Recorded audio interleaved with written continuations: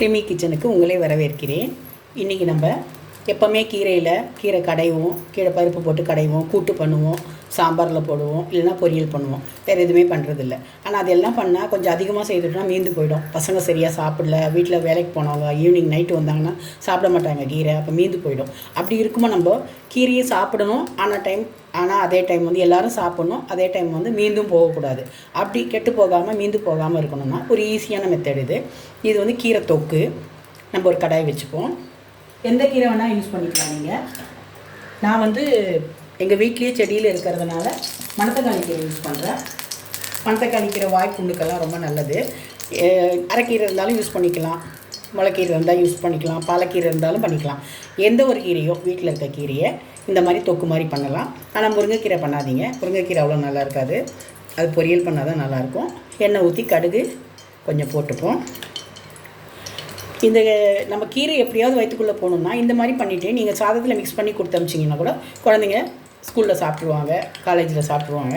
இல்லை வந்து கீரை ஒரு கீரை தொக்கு மாதிரி சைடில் நீங்கள் வச்சு கொடுத்து அனுப்புனாலும் அது சாதத்துக்கு தொட்டுட்டு சாப்பிட்ருவாங்க. ஏதோ கலந்த சாதத்துக்கு தொட்டுட்டு சாப்பிட்ருவாங்க. அதனால தான் இந்த மாதிரி ஈஸியான இந்த கீரை தொக்கு பண்ணலாம். கீரையை வந்து முளைக்கீரையில் பண்ணால் கூட நல்லாயிருக்கும். இது மணத்தக்காளி கீரை எங்கள் வீட்டு செடியிலே இருந்தது, நான் ஆஞ்சி வச்சுருக்கேன் அது எல்லாத்தையும். இப்போ கடுகு போட்டிருக்கோம், கடுகு வெடிக்கட்டும். இது சாதா தொக்கு தான், தக்காளி தொக்கு தான், அதில் நம்ம கீரையை போடுறோம், அவ்வளோதான். இது ஒரு டிஃப்ரெண்ட்டான ஐடியா. இது வந்து மீண்டும் போகாது, அதே டைம் சத்துக்கள் நம்ம வயிற்றுக்குள்ளேயும் போகும். வேக வச்சு தண்ணியெல்லாம் ஊற்ற வேண்டாம், அப்படியே வதக்கிட்டு மூடி வச்சு தட்டு போட்டு மூடி வச்சு வேக வச்சாலே போதும். அந்த சூடுலேயே அது வெந்துடும். ஈஸியானது, இது ரொம்ப ஹெல்த்தியானது. இப்போது கடுகு வெடிச்சிடுச்சு, பூண்டு போட்டுப்போம். ஒரு 4 பல்லு பூண்டை நசுக்கி வச்சுருக்கேன். நான் வெங்காயத்தை கட் பண்ணி வச்சுருக்கேன். கீரை நிறைய இருந்தால் நிறைய வெங்காயம் போட்டுங்க. நான் கொஞ்சம் கீரை தான் வச்சுருக்கேன், அதனால் கொஞ்சமாக வெங்காயம் போடுறேன். இதை வதக்கிப்போம். இதை வதக்கும்போதே நம்ம கீரைக்கு எவ்வளோ வேணுமோ அந்த அளவுக்கு கொஞ்சமாக உப்பு போட்டுப்போம். உப்பு அதிகம் போகாது, பொடி உப்பு போட்டுக்கலாம். ஏன்னா நம்ம தண்ணி விடாமல் வேக வைக்க போகிறோம், அதனால் கொஞ்சம் பொடி உப்பு போட்டுப்போம். கல்லுப்புனா தண்ணி ஊற்றினா தான் வேகும், அது கரையும். இது கரையாது இல்லையா, அதனால் பொடி உப்பு போட்டுக்குங்க. இது வதங்கட்டும். வதங்கும்போது கொஞ்சம் மஞ்சள் பொடி போட்டுப்போம். கொஞ்சம் மஞ்சள் பொடி போட்டுட்டு இந்த வெங்காயம் வதங்கட்டும், வதங்கிட்டு பார்க்கலாம். இப்போ நமக்கு வெங்காயம் ஓரளவுக்கு வதங்கிடுச்சு. தக்காளியை போட்டுப்போம். தக்காளியும் வதங்கணும்.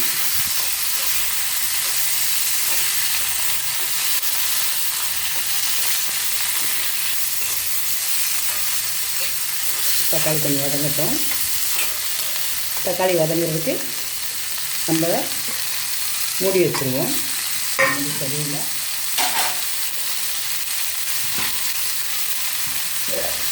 இது மூடி வச்சுருவோம். தக்காளி அப்போ சீக்கிரமாக வதங்கிடும். வதங்கட்டும், அப்புறம் பார்க்கலாம். இப்போ அந்த தக்காளியெல்லாம் வேகவே மாட்டேங்குது, அந்த இப்படி குத்தி விட்டால் தான் கொஞ்சம் உடையும். என்ன மருந்து போடுறாங்கன்னு தெரியல.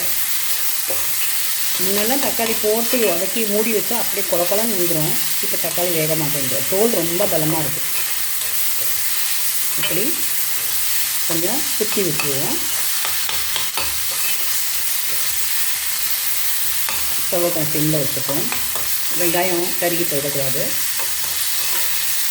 கொஞ்சம் வதங்கிடுச்சு. இப்போ வந்து நம்ம அலசி வச்சுருக்க கீரையை போட்டுருவோம். நான் கொஞ்சம் ஒரு பிடி கீரை தான் போட்டிருக்கேன், நம்ம வீட்டில் இருக்கிறது தானே, அவ்வளோதான் இருக்குது.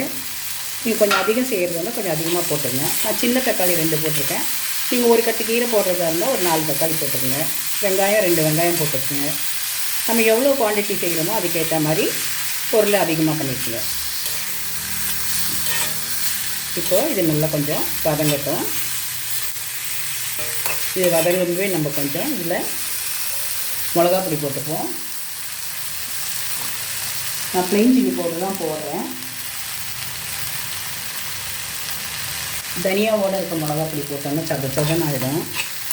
இது கிரேவி மாதிரி தானே பண்ணுறோம், அதனால் ப்ளெயின் சில்லி பவுடர் ஒரு 1/2 ஸ்பூன் போட்டிருக்கேன். இந்த சூடுலேயே, இந்த வெங்காயம் தக்காளியோட சூடுலேயே இந்த கீரை வெந்துடும். தண்ணியெலாம் ஊற்ற வேண்டாம். அப்படியே சாதம் போட்டு பிசைஞ்சு சாப்பிட்லாம்.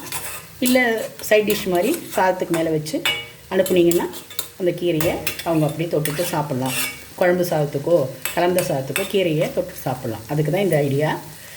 கீரையும் வயிற்றுக்குள்ளே போகும், அதே டைம் டேஸ்டியாகவும் இருக்கும். கொஞ்சமாகவும் செய்து நம்ம டைமை வேஸ்ட் பண்ணாமல் மிச்சப்படுத்தலாம். இப்போது இது வேகட்டும் ஒரு 2 நிமிஷம். இப்போ பாருங்கள், கீரை வெந்துடுச்சு. காரம் பத்தலைன்னா நீங்கள் வேணால் கொஞ்சம் காரம் போட்டுக்கலாம். நான் காரம் போடலை, கொஞ்சமாக தான் போட்டிருக்கேன். ஏன்னா மணத்தக்காளி கீரை வாய் புண்ணுக்கு சாப்பிட்றது, அதில் நிறைய காரம் போட்டு சாப்பிட்டு பிரயோஜனம் இல்லை இல்லையா. காரம் அதிகம் சாப்பிட்டா தான் வாய்ப்புண்ணு வரும். நம்ம வாய்ப்புண்ணுக்கு மருந்து சாப்பிடும்போது அதில் காரம் நிறைய போடக்கூடாது. அதனால தான் நான் காரம் போடல. உங்களுக்கு காரசாரமாக வேணும்னா கொஞ்சம் கூட காரம் போட்டுக்குங்க. கீரை வெந்துடுச்சு, கிரேவியாகுது பாருங்கள். இந்த கிரேவியை அப்படியே சாதத்தில் போட்டு பிசைஞ்சு சாப்பிட்லாம், நல்லாயிருக்கும். பூண்டும் போட்டிருக்கோம் இல்லையா, அதனால் வாசனையாக நல்லாயிருக்கும். இன்னும் ஒரு 5 நிமிஷம் கூட இருக்கட்டும், ஒரு 2 நிமிஷம் இருக்கட்டும். நான் கொஞ்சம் தேங்காய் எண்ணெய் விடுறேன்.